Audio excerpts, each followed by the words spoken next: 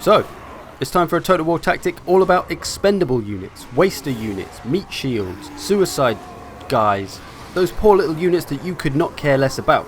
They actually can have a very valuable role in your army. So let's have a look at how we can use these worthless pawns in battle.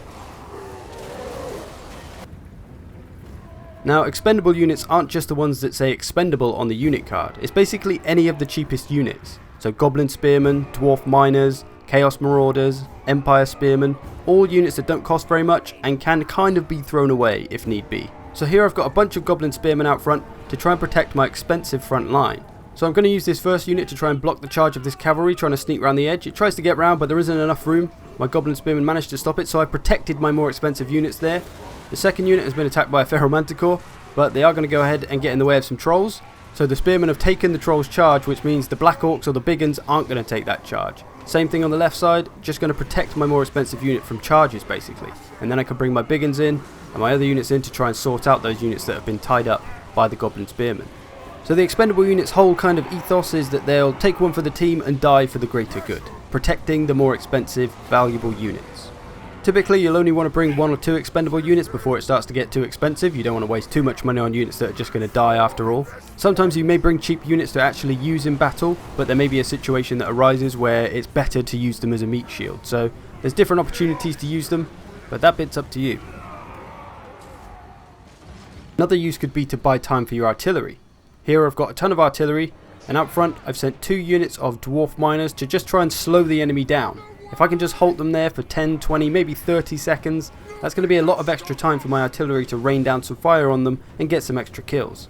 There's a horde of beastmen coming my way, but if I can stop them for a bit, cause a bit of a pile up, keep them in place, it also should hopefully bunch a few units up so that they're all kind of mashed into each other, and if I land a nice artillery hit in the middle of 3 units all inside each other, I'm going to get a lot of kills. The flame cannon's going off now, trying to make some crispy goats. Got some good spots to potentially hit here.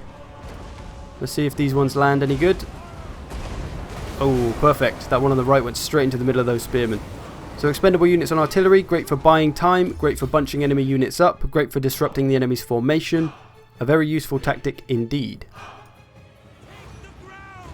If you've got a cheap unit of spearmen, they can be great for trying to herd cavalry where you want them to go. Most people won't charge their cavalry into spearmen for obvious reasons. If you could make that cavalry run around you into, say, your cavalry or some hidden units or some skirmishers, then you can kind of put them in check and keep them from doing what they want to do, or just try and tie them up so that they can't get a charge in.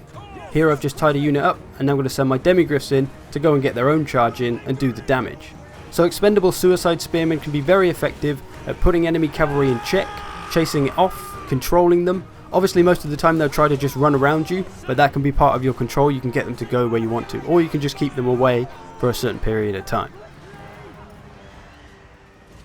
We can also do the same thing with cavalry. Here I've got some cheap goblin wolf riders and I've paired them up with the very dangerous, very expensive broken tusk mob. Now barreling towards us is a unit of the almighty blood knights. I'd rather not have my tusk mob take their charge in the face, so I'm going to use the goblin wolf riders and have them absorb the charge, like so, and then get the tusk mob in for a charge of their own. They are going to hit the wolf riders a bit, so they're not going to get like a full charge in, but it's still going to be decent enough. And this simple move is going to be enough to ensure them victory without them taking too much damage. You see they've barely lost any health, they've got 7 kills already. The Blood Knight's nearly down to half health. So without those Goblin Wolf Riders, both units would probably be at half health, and my unit wouldn't be much use after we finish fighting the Blood Knights, whether we win or not.